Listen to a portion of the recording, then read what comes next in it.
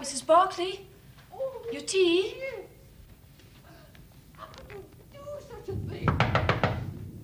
Your tea, madam. David! Your tea, madam. You betrayed him! Mrs. Fenning, Mr. Bates. What's happened? What is it, child? Madam and the Colonel. Something awful's going on. I can't open the door. Here, let me try. Stop here, both of you. Mrs. Barclay? Mrs. Barclay, open the door!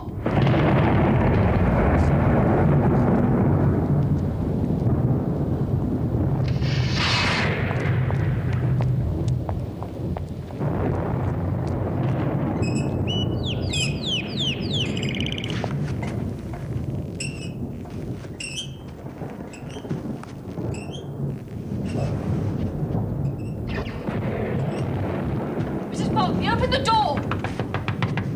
The door's locked on the inside as well, and there's no key. I'm going out for a doctor and the police.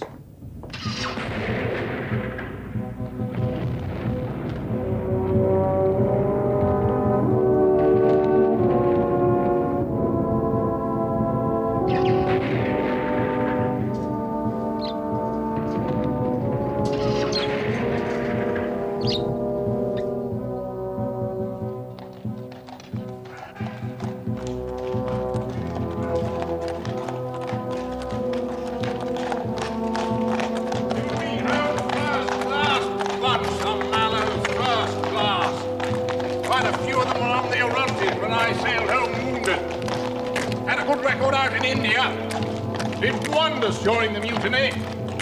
Sure you won't regret taking the case. Up, sentry.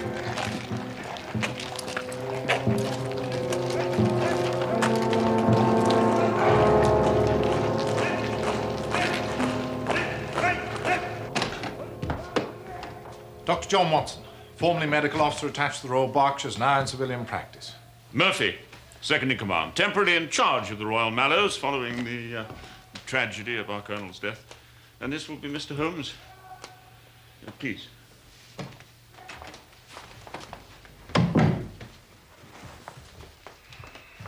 It's good of you to come so swiftly. Not at all. I've explained to Holmes how concerned you must be about the possibility of a scandal. Thank you. The honor of the regiment is in my care. And yet, the newspaper's reports suggest that a scandal is inevitable. Well, surely not. I've done my utmost to make sure that reporters were kept as far away as possible. Exactly, and that is what has made them suspicious. They scent a mystery. That much is clear from the little they have been able to say.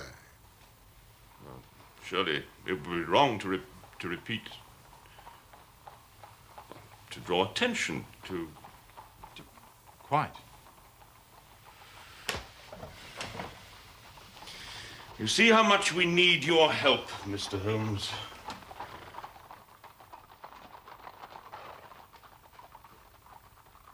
What do you say, Holmes? What can I say? Major Murphy, you have told me nothing. I have come down here after persuasion from my friend, to Aldershot, who has more interest in military matters than I. Now that I am here, please, tell me the facts.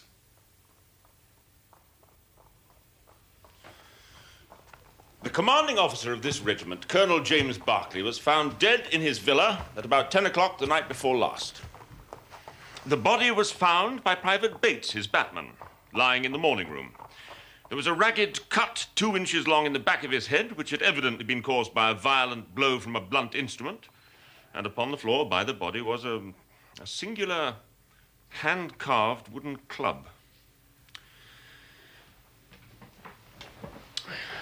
Also, stretched out on the sofa, lying in a dead faint, was Mrs. Barclay. Please continue, Major Murphy. The servants had been alerted to the tragedy by the sounds of a quarrel between the Colonel and Mrs. Barclay. They tried to enter the morning room, but found it locked. Bates had to go round by the garden and get in through the French windows. And I suspect Mrs. Barclay. Yes.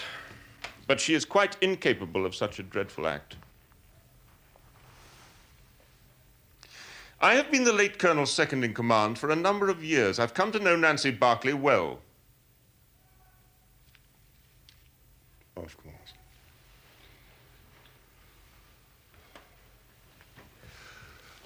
Tell me about Colonel Barclay. Was he highly regarded by the men under his command? Considering his background, remarkably so. His background? Why? Was he ever disgraced? No. But it's not generally known outside that Jim Barclay began his career as a private soldier in the Mallows. Did he indeed? From private soldier to commanding officer in the same regiment? That's a rare achievement. It was his gallantry in the Indian Mutiny that got him his commission. And then quite rapid promotion over the years. More rapid than mine, for instance. Impressive. And I suppose the unfortunate Mrs. Barclay's in custody? No. Not exactly, no. She's in hospital being looked after, with a police constable standing by. Nancy Barclay is a handsome woman now, but you should have seen her as a young girl in India 30 years ago. She was a daughter of the regiment. Her father was the regimental son major, RSM Devoy, and therefore quite a formidable father-in-law for any soldier. I remember that all the men in my company thought her quite the prettiest girl in the garrison. As a junior officer, I had little to do with her, but I was aware that she was a most charming, most vivacious and spirited girl.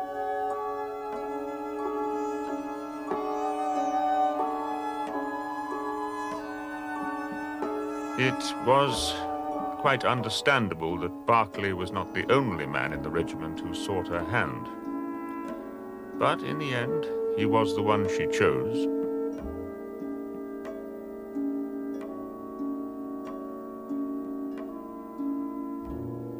They were married at Bertie, not far from Cawnpore, a few months after the besieged garrison there was relieved by General Neil's column in the summer of 1858.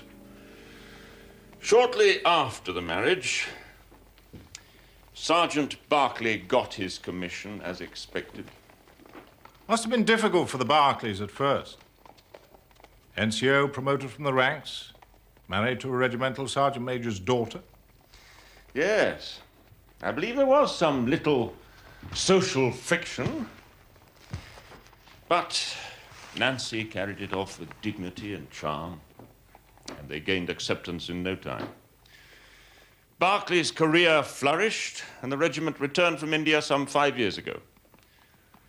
Barclay was then appointed commanding officer. And the marriage continued to be a happy one? It appeared to be so. Appeared? Most people believed the marriage to have been a uniformly happy one. And what do you believe, Major Murphy? My position as second in command often took me to the Barclays' house. I saw a different side to the marriage. The truth is more important than loyalty to your late commander. One night, I'd been dining at the Barclays.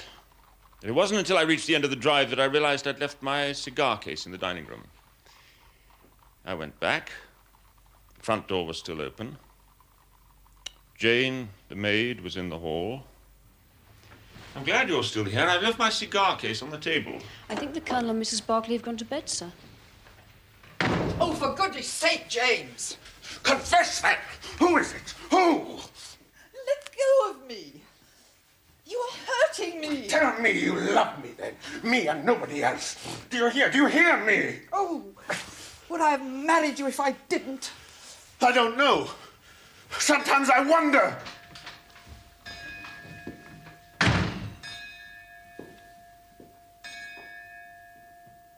And this expression of jealousy occurred within seconds of you, Major Murphy, leaving the Barclays' hut. Tell me about the Colonel. Was he a violent man in any way? On occasion. He could be most vindictive towards young subalterns. But he'd clawed his way to the top. You need to be ruthless to do that. Well, surely he didn't still feel out of place as an officer? No, I don't think so. But he was subject to a peculiar form of depression. The Queen. The Queen.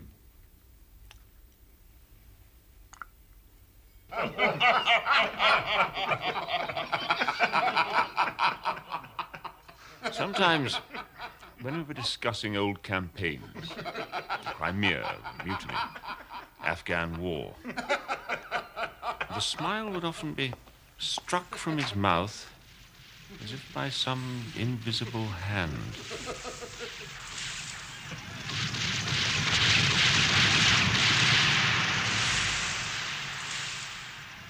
Yes, long service in India can have that effect.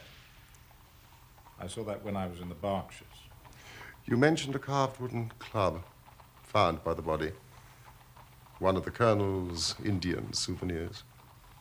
I believe the servants deny ever having seen this club before. Certainly I've never seen it on any of my visits. It was quite long. And the police, I suppose, have retained it for examination. Yes. They believe it to be the murder weapon. Do they indeed? Do you know, I think we should begin by visiting the Barclays' house. Unless, of course, it is possible to interview Mrs. Barclay. I'm afraid she's still unconscious. I thought as much.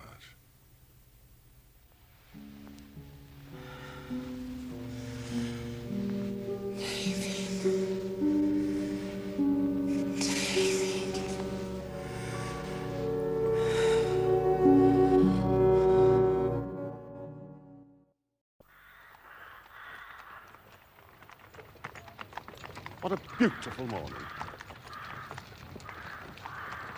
Holmes, suppose Mrs. Barclay had a lover and the Colonel had found out. Major Murphy seems to have been rather close to her. You know, mild adultery has always been commonplace among officers and their wives serving in hot climates.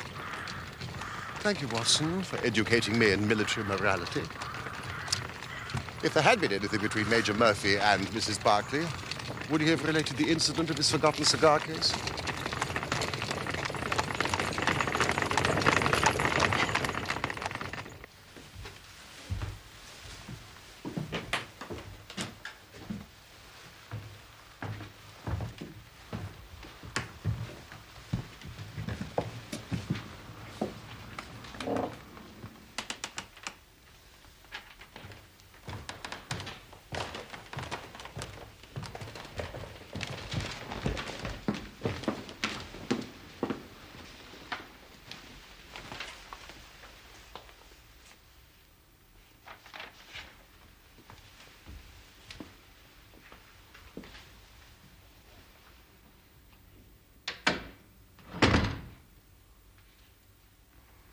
It was about 7:30, sir, and I was waiting at table.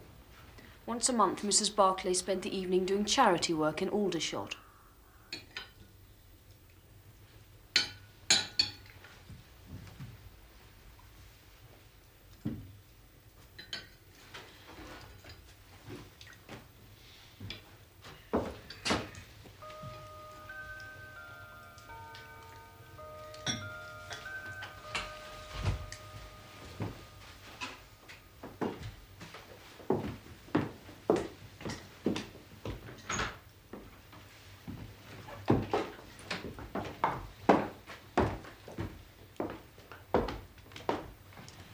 Where are you off to in such a hurry?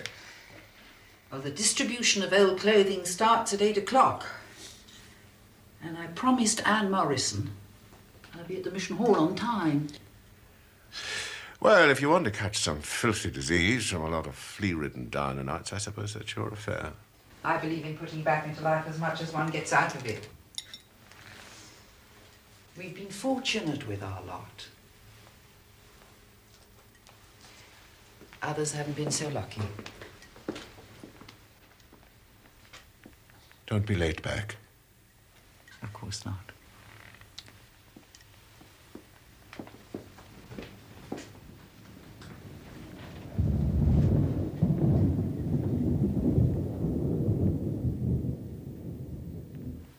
Mrs. Barclay must have returned about 9:15, sir. I was in the kitchen helping the cook with the dishes. There was thunder in the distance, and I was just saying to Mrs. Fenning that there was a storm brewing when the morning room bell rang. I came up here to find that Mrs. Barclay had returned. She was walking up and down this room, sir, very pale, upset.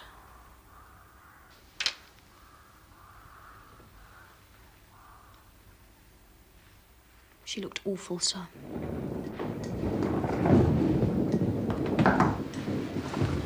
You rang, madam? Yes, Jane. Bring me some tea, will you? Of course, madam.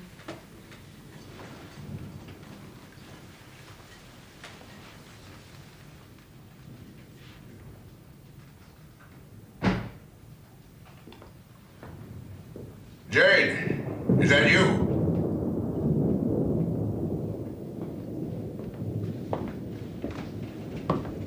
Yes, sir? Did I hear Mrs. Barclay come in? Yes, sir, she's in the morning room. The morning room. Yes, sir, I'm just about to take her a pot of tea. Tea? What does she want tea for at this hour?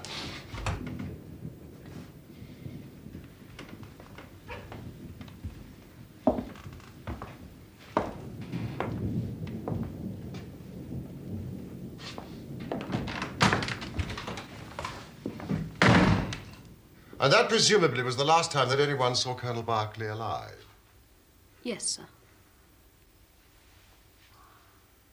Can you think of any reason why your mistress came into this morning room at that time of night when the fire was unlit? No, sir. Did she often make a point of purposely avoiding the Colonel? Had you ever heard them arguing before? Not to my knowledge, sir. When you returned from the kitchen with Mrs. Barclay's tea, you found the door locked and you heard voices raised. Now, what exactly did you hear? They were arguing, sir. Mrs. Barclay called the Colonel a coward. She said, "You have ruined my life all these years." Mrs. Barclay shouted the name David. She said it twice. David? Could you swear to that? It was perfectly clear, sir. But the Colonel's name was James. Have you ever heard Mrs. Barclay refer to anyone called David? No, sir. I don't think she or the Colonel knew anyone by the name of David. And Major Murphy's Christian name is Patrick. Had they had any visitors recently by the name of David? I don't think so, sir. The club that was found by Colonel Barclay's body, had you seen it before? No, sir. The Colonel had several trophies from India, but nothing like that club. Are you sure of that, Miss Stewart? Yes, sir. I don't know where it came from. Thank you, that is all. Oh, no, there is just one last thing. Major Murphy once left his cigar case here. Did you manage to find it? Yes, sir.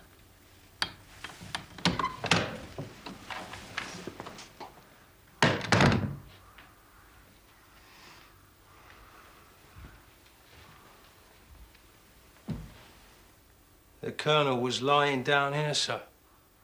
With his head by the fender? Yes, sir. You can see the mark of the blood still. But the most frightening thing of all, sir, was his face.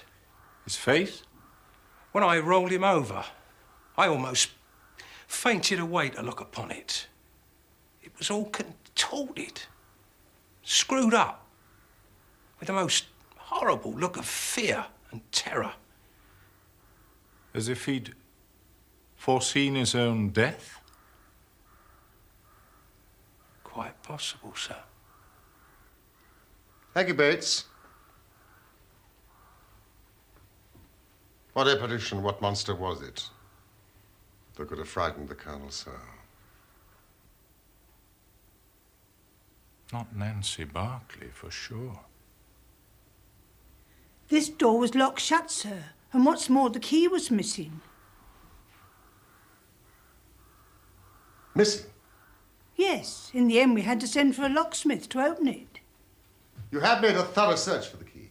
We searched high and low. Mrs. Barclay hadn't got it, and it wasn't in the Colonel's pocket, sir. Thank you, Mrs. Fanning.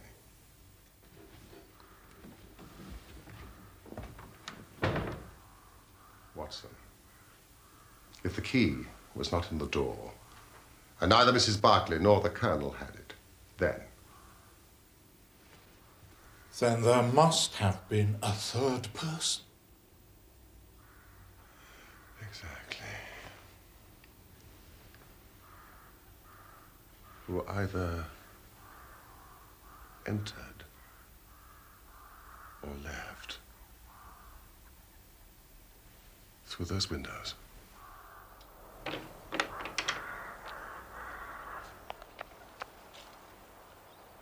These are Bates's footprints.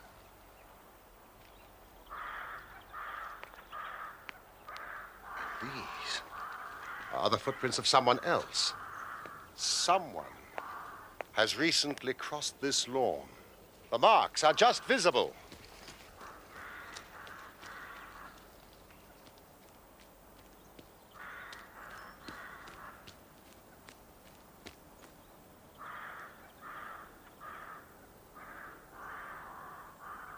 He entered and left through those windows, Watson. We're on the right scent.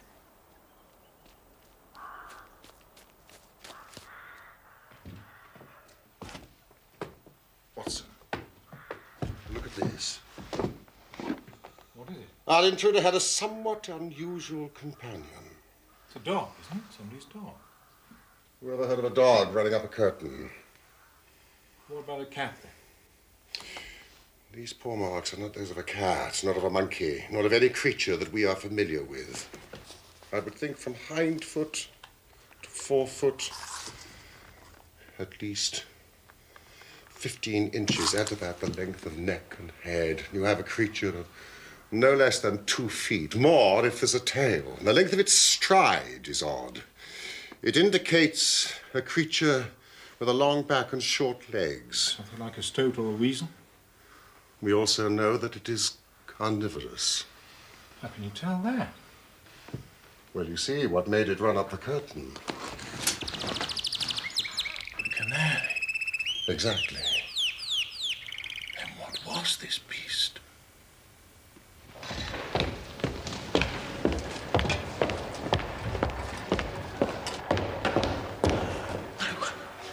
I can't. I cannot betray a friend. Please don't ask me to.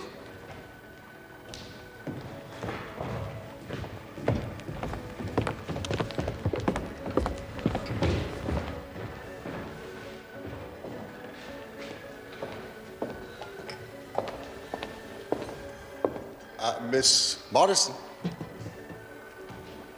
When Mrs. Barclay left her house to come here 2 nights ago, she was happy and contented. When she returned 2 hours later, she was a changed woman. Now the police suspect her of murder. You owe it to your friend to clear her name. You must tell me what happened last night that so changed her. Very well. I shall break my promise of silence if what I can say can really help her. So there was something. It was most bizarre.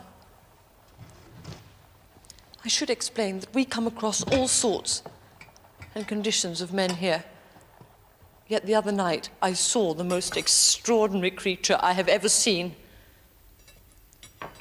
Not only had he a crooked back, but he was lame and walked with his knees bent. His face was darkly tanned, crinkled and puckered like a withered apple. I thought to myself that truly there are some of us on this earth who are burdened with more than their fair share of misfortune. This vision was made more unusual by the oriental garb the man was wearing.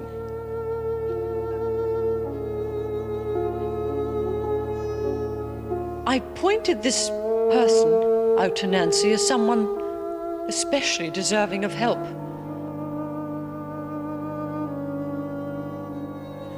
Nancy had indeed been in good spirits that evening, and I saw her go towards the man and ask him if he needed assistance.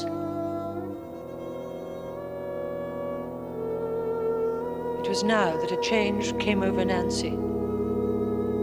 She had begun a conversation with the man when suddenly all the color drained from her face.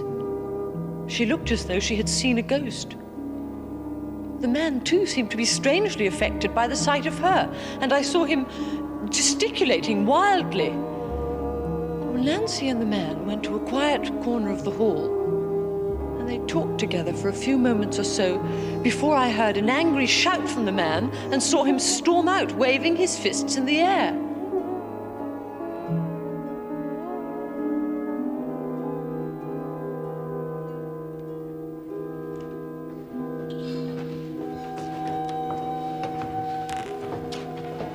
What is it?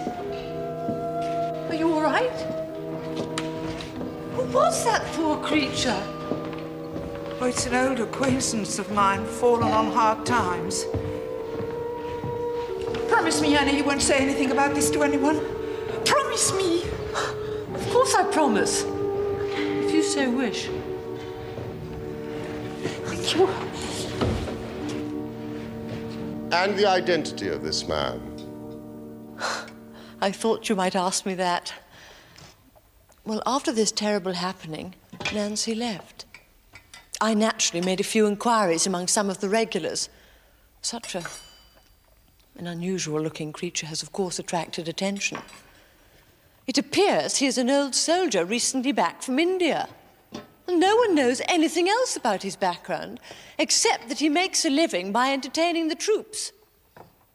Conjuring tricks. That kind of thing. And did you tell the police about him? Of course not. A promise is a promise. Yes, of course. Thank you, Miss Morrison.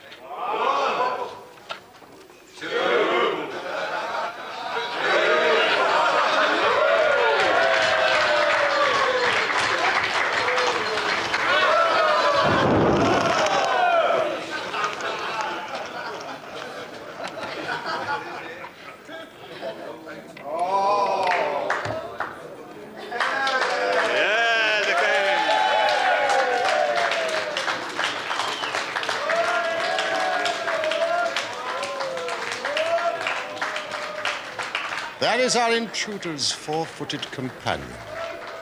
It's a mongoose. I think we found our man.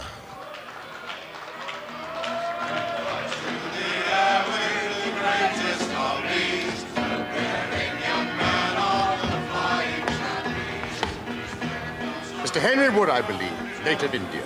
May I have a word? What about? The little matter of Colonel James Barclay's death.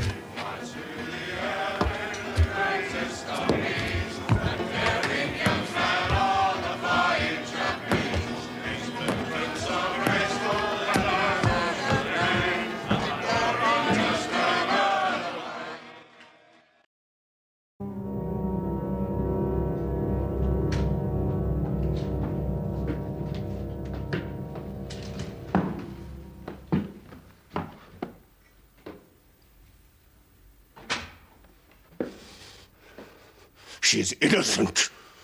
You can take my word for it. Then you are guilty. No, I am not guilty. Then who struck the colonel down? It was a just providence that killed him. His own guilty conscience. I think you'd better explain. God, if I had smashed his head in, as it was in my heart to do, he would have got only what he deserved from me. No. I never laid a hand on him. I was spared the trouble. I'll tell you my story. There is no cause for me to be ashamed of it.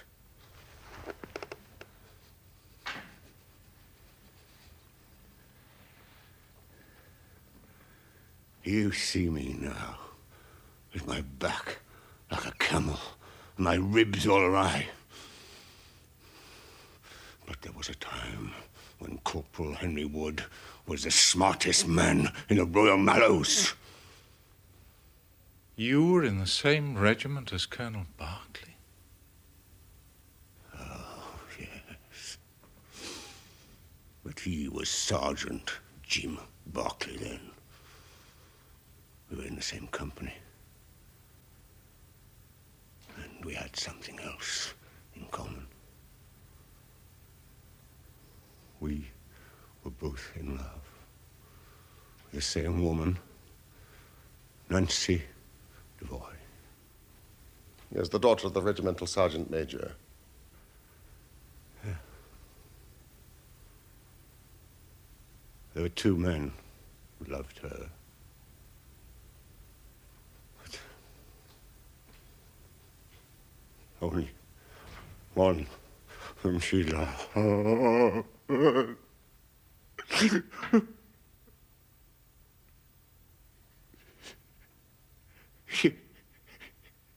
You'll laugh when you look at this poor thing huddled in front of the fire and hear me say that it was for my good looks that Nancy loved me.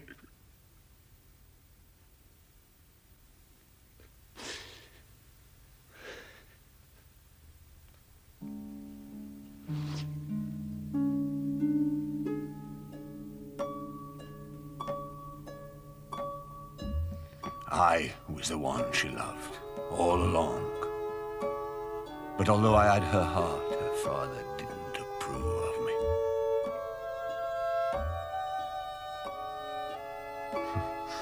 I was a harum-scarum, reckless sort of lad. But I was always honest and plain dealing as well. No, Nancy's father wanted her to marry Barclay. He was careful to keep out of trouble, always did the right thing. And not like me, who took Nancy to places her father didn't like. Besides, Barclay had had an education. He was already marked for the sword belt. RSM Devoy naturally thought Barclay the better match for his daughter.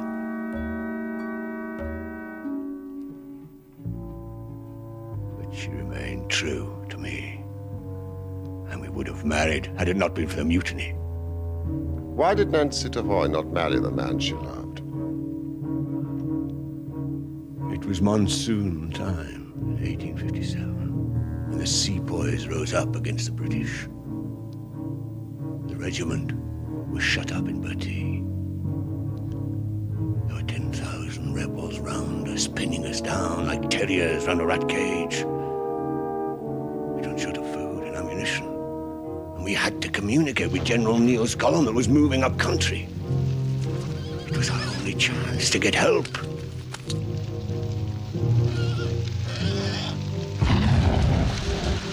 Our company commander had asked for a volunteer, a fit, strong soldier to slip out of the garrison at dead of night and make contact with the relief column out on the plain beyond.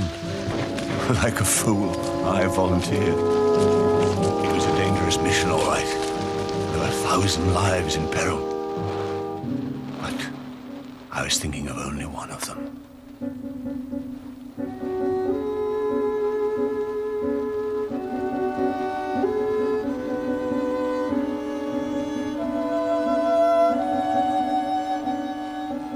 Nancy Devoy, the woman I loved, and the finest girl that ever had the breath of life between her lips.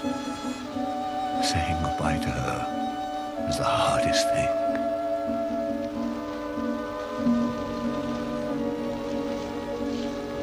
As we exchanged mementos, I little thought that I was saying goodbye to her for 30 years. It was my rival for Nancy's hand that saw me off on my journey through the enemy lines that night. Sergeant Barclay. He said he knew the lie of the land around the garrison better than any other. While I volunteered to make the journey, Jim Barclay volunteered to advise me on the best route to take.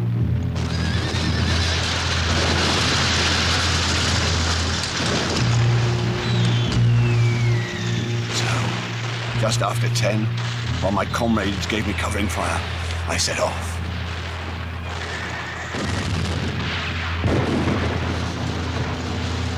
Barclay had told me to follow a stream which would lead to a gully.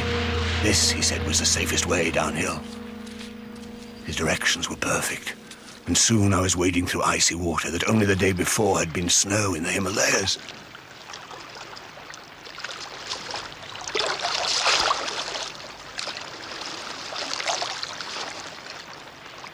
I could see the lights and fires in the rebels' camp, but I kept well down, out of sight of their sentry posts.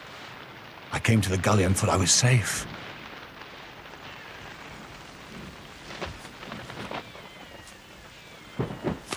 But then it happened. I was attacked.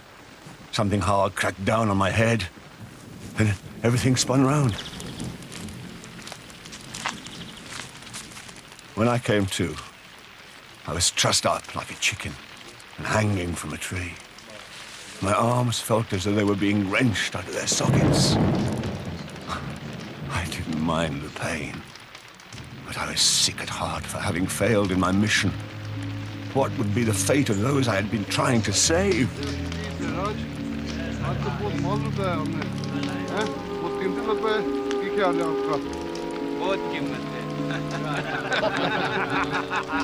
But the biggest blow came as I listened to what I could understand of the rebels' talk. I heard enough to realize that I had been betrayed. The very man who had shown me the way to take had betrayed me to the enemy. Barclay had got rid of me to make sure he could have my girl.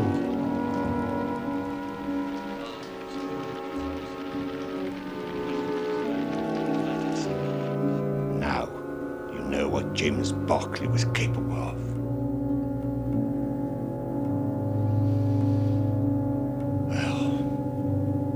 Turned out that General Neal's column was already on its way to relieve Bertie.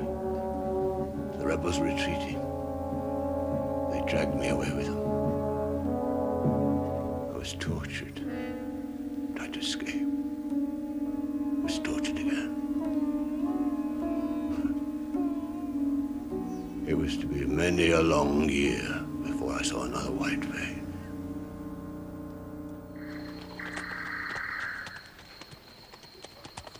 My captors fled north, further into the hills, and used me as a sort of slave. I was treated worse than a dog, and they damn near broke every bone in my body. Sometimes I'd wish they'd just killed me. But My thoughts of hatred and loathing for the man who destroyed my life kept me going. I dreamed of revenge on Barclay.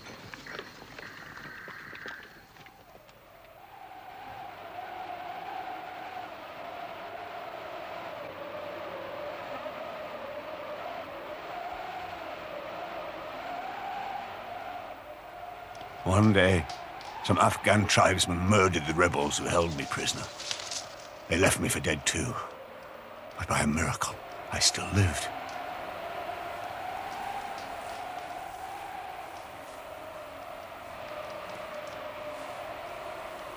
So, I had my revenge on my torturers. But Barclay was beyond my grasp. And what of Nancy? I had no means of knowing whether she was alive or dead.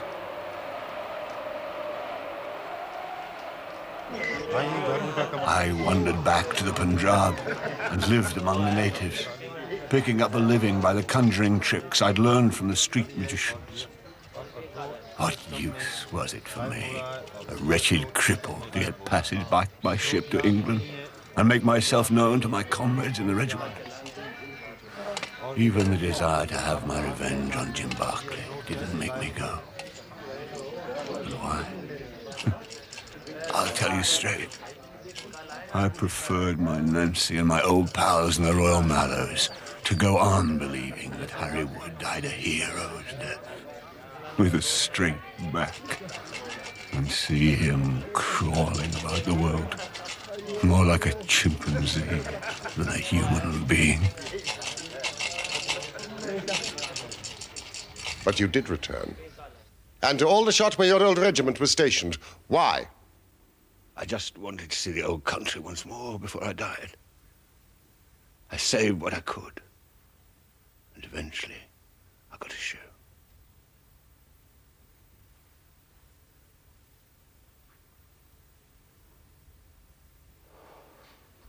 I didn't know the regiment was stationed here in Aldershot. I just wanted to be where there were soldiers. I could earn my keep, going round the canteens, doing my tricks to entertain them. And I no longer wanted to kill Barclay. The fires of revenge had burnt low over the years.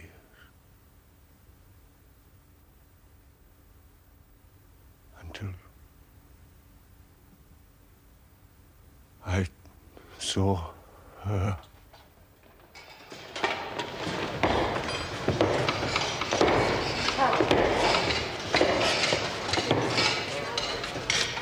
I thought I'd better get some English togs. I look comical enough without wearing these foreign clothes the whole time. At first, I was more interested in finding a thick overcoat than looking at the charity ladies who were doling them out. Then, one of them came over. I recognized her at once. She'd hardly changed. Still beautiful. What's more amazing is she seemed to know me. Good evening. Can I help you? Have you been able to find anything that...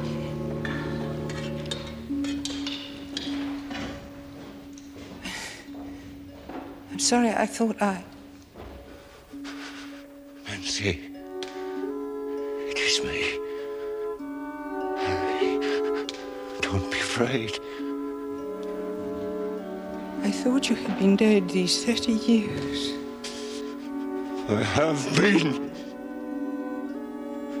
I swore you'd never see me like this.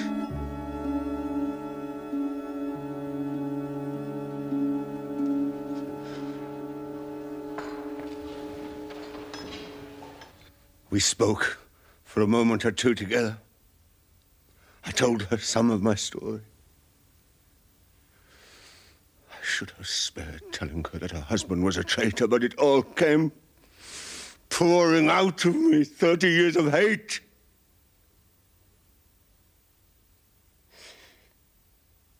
She was so affected by what I said.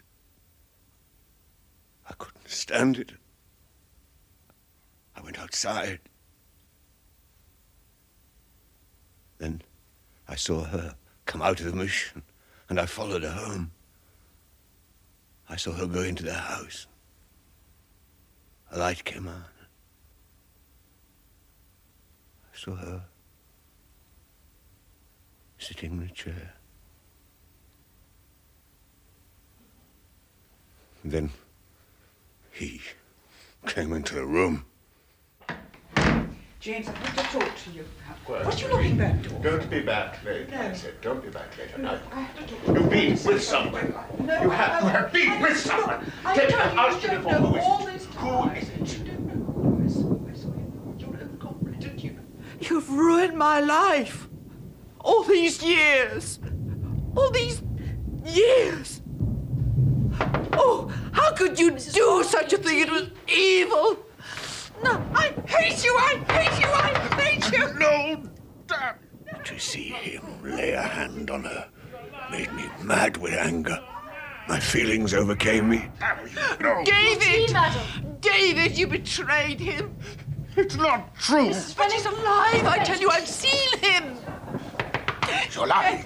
No. You're mad.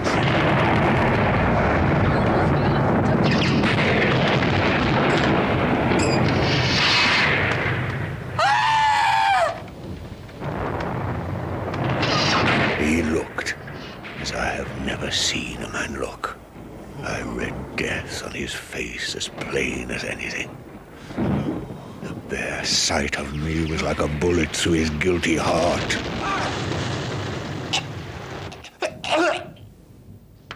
Mrs. Barclay? Mrs. Barclay, open the door! He smashed onto the fender, but he was dead before he fell.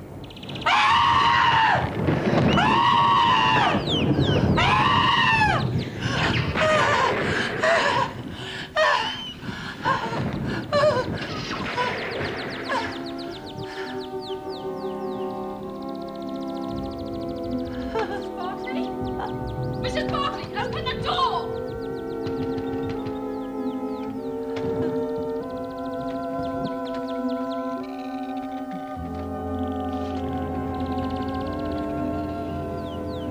I took the key of the door from Nancy's hand, intending to open it and get help.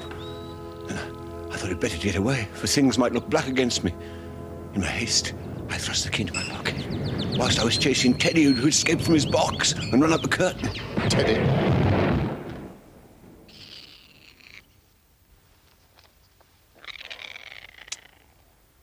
So the Colonel died before he struck his head on the fender. An apoplectic fit brought on by shock. Mr. Werner. Provided the coroner reaches the same conclusion, Mrs. Barclay... Nancy. ...will be free. I trust you would have no objection to repeating your story to the police, should the need arise. Mr. Holmes. How is Nancy? She's in hospital. I understand in time she should make a complete recovery. Thank God.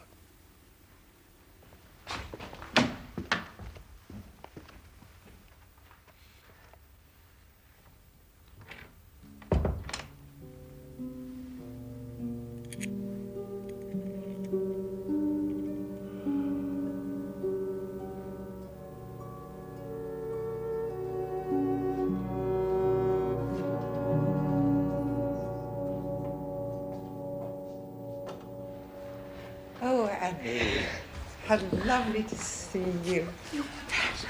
Yes, I'm much better.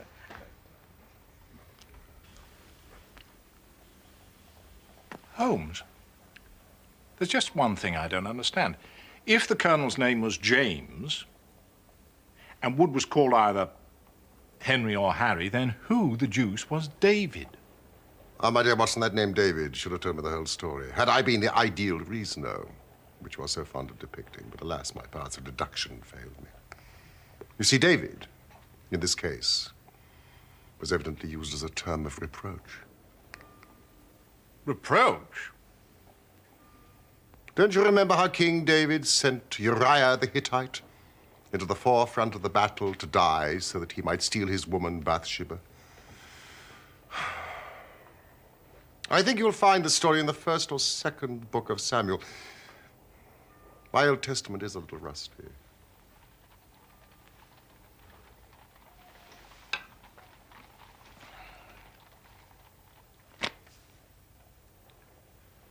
You're quite right, Holmes.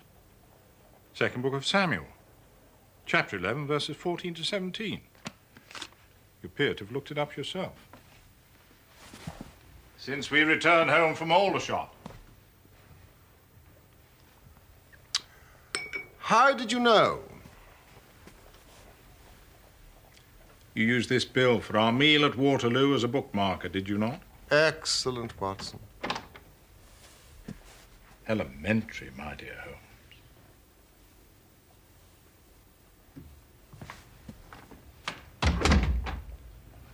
Good night, old fellow.